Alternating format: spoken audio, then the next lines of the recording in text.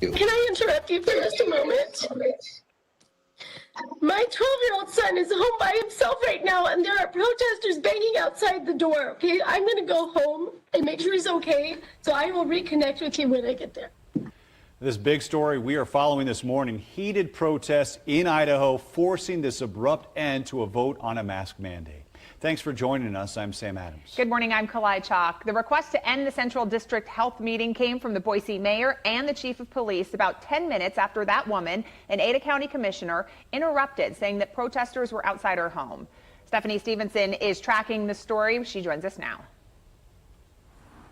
Well, Kalai, Sam, this meeting was supposed to be about having a mask mandate for 4 different counties, but that meeting ended early after protesters started showing up to these board members' home. Before the meeting and during the meeting, there were hundreds of protesters at the Central District Health parking lot saying that they did not want a mask mandate and they want to see Idaho reopen. The protest was organized by a group called People's Rights, but quickly things got out of hand when board members started fearing for themselves and their families' safeties as protesters started coming to their homes. The meeting started with one woman, the Ada County Commissioner, Diana Lanchando, saying that she was calling the police because protesters were at her house. You can see her frantically taking that phone call in the top right corner of your screen. She comes back to the meeting crying, saying that her 12-year-old son was at home alone. And a Facebook video reportedly shows that armed protesters were showing up to her house, banging on buckets, using air horns and sirens, and screaming from the sidewalk. It is not under control at my house, and it's not under control at Diana's house. The mayor and the chief of police requested that this meeting be ended. After the city commissioner left to take care of her son, they tried picking the meeting back up, but about 10 minutes later, the mayor requested that out of concern for public safety, that the meeting be stopped. And that board member did say that her family is doing okay right now, but I'm going to send things back over to the studio as Governor Brad Little has been responding to this. All right, Steph, thank you. And we can tell you that the group behind these protests, called People's Rights, was founded by anti-government activist Ammon Bundy. He's been in the news recently for shutting down a high school football game for refusing to wear a mask or leave. And this was back in August when he refused to leave a protest inside the Idaho Capitol building and was wheeled out in an office chair. Bundy was given a year-long ban for trespassing in this instance. And as Steph said, this morning, Governor Brad Little is responding to these protests at people's homes. The governor calling their actions reprehensible and tweeted, "It is nothing more than a bullying tactic that seeks to silence. Our right to free speech should not be used to intimidate and scare others. There is no place for this behavior in Idaho." Governor Little plans to hold a press conference with COVID updates in the state tomorrow at 11 a.m. Well, Idaho is reporting more than 2,000 new COVID cases and 19 more deaths. Washington is reporting more than 3,500 new daily cases and 26 new deaths. The Washington State Department of Health says a quarter of the ICU beds in the state are occupied by COVID-19 patients. Now remember, for the latest and the case numbers as they're released every day, you can sign up for our push alert system. All you need to do is download our KHQ local news app and enable push notifications. And this is Justin. We are getting word of school districts closing in-person instruction due to icy roads. Moses Lake, Odessa, Quincy, and Davenport schools, you are online only today. We do have that running at the top of your screen for you in case you need to double check that. Let's go ahead and get a look at what you can expect as you are headed out the door today. We are seeing wet roadways out there at this point in time, so keep that in mind. That's because that ridge of high pressure has shifted off, so that area of low pressure bringing in some more active weather. We're continuing to watch for those spotty showers around the Spokane area. Those have mostly been tapering off as this system continues to push over to the south and the east of us. You can see across parts of North Idaho, though, we are keeping a close eye on those little areas shaded in pink where we're seeing the possibility for some freezing rain and or a wintry mix. So slick roads definitely possible out there today, especially for those areas that are sitting with those start time temperatures below freezing, like Wenatchee sitting at 29 degrees, Ritzville checking in at 31 degrees, currently Pullman sitting at 37 degrees, and right now 42 degrees into Lewiston to get the day going. As we work our way through your day planner in Spokane today, drier conditions are on the horizon for the second half of the day. Mostly cloudy skies expected back behind this band that's pushing through. We are looking for daytime highs into the upper 30s to low 40s, so things shouldn't be too terrible out there.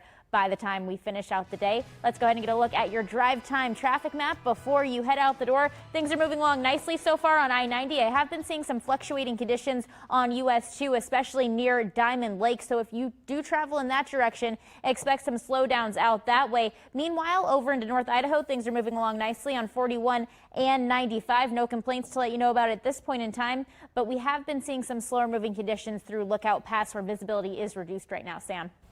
Grace, thank you. As many families now try to cope with the coronavirus, it's appearing more and more that it's too much for some. Divorce lawyers in Spokane, in fact, say they are right now busier than ever.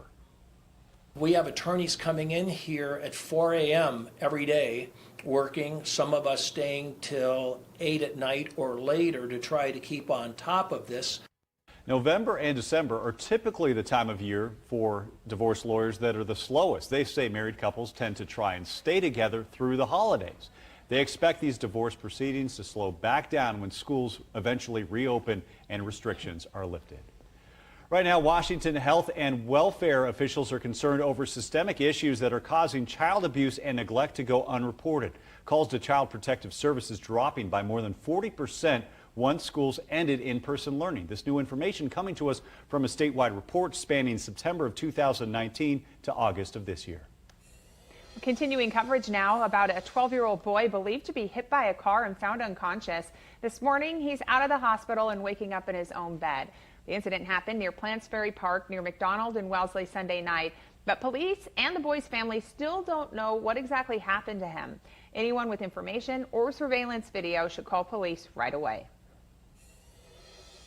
With the holiday season here, Kootenai County Sheriff's Office will start extra DUI patrols this Friday. Patrols are in partnership with the Idaho Transportation Department and the North Idaho DUI Task Force. Those patrols will end January 3rd. And if you're traveling by plane for the holidays, American Airlines now offering pre-flight at-home testing to all U.S. locations that have COVID-19 restrictions. It's not going to be free, though. The nasal swab test will start at $129. Results typically delivered within 48 hours. Travelers will need to order those test kits online 5 days ahead of departure. Well, if you travel with someone in a vehicle, but you want to reduce the risk of COVID, researchers say there are ways to do that, but they may not be ideal. They say the safest way to travel with others in your car is to keep all 4 windows open with the passenger sitting in the back seat on the opposite side of the driver. Simulations show that this is the most effective way to reduce the transmission of infectious droplets between 2 people in a vehicle. Of course, you can also wear a mask. Okay, now to a story that's trending across the country. A live look from the beautiful islands of Hawaii, where it is still dark right now. But if you've been working from home, the Aloha State wants to have you pack up your laptop and work from home there. Our Right Now reporter Bradley Warren is live at the airport. He's ready to go. Am I going to see you here tomorrow, or are you going to be working remotely from Hawaii? Yeah, here's the deal, Kalai. If you can take my live shot from the beach, I think I'll jump on the first plane out of here because it kind of looks like they're boarding right now. But let's get to the details of this for you at home. Hawaii wants out-of-state remote workers who will live and work there and contribute to their economy for at least 30 days to pack their computer up and join them on the beach. The way this works, only 50 people will be chosen in the first round. Applicants will be accepted on a rolling basis. So if you're not in that first group, don't worry. You still got time to apply and get involved. Applications are due by December 15th, but they're offering free round-trip plane tickets and discount hotel stays to persuade you to come and live on the beach and work there. It's a residency program known as Movers and Shakers. Now, to apply, you must be at least 18 years old, and you must have some sort of work to be doing there. We posted some information up on KHQ.com and up on our Facebook page. I asked people last night, you guys going to do it? What's the deal? My friend Jay commented on my Facebook post, and he said, yeah, I'd have the best background in any Zoom meeting. So that's what Jay has to say. Let me know what you have to say. But for now, it's actually pretty chilly out here, Kalai. So I think I'm going to look into this application program because it's cold. Oh, it's so fun. And we know they've been very strict with who is allowed to come to the islands and quarantining, but they've got this program now. And I believe the number is super small on who can go there, but they're also asking people to give back and donate their time as volunteers. Big question right now. Are we saying aloha goodbye to Bradley or aloha hello to Bradley? We don't know. We'll find out tomorrow. Aloha as in love. That's true. This has got 3 meanings? Yes. Holy cow. All I know is the state fish of Hawaii, humu humu nuku nuku apua. Bradley, I hope to see you back here. Please don't get on that plane. We love you too Aloha. much here in Spokane. 6:40. You're watching the Wake Up Show. Coming up in Morning Rush, new information, breaking news just into the newsroom about the Pfizer vaccine and people who suffer from allergies. And new travel numbers just coming in. Just how many people went through TSA checkpoints yesterday on a dead day for travel.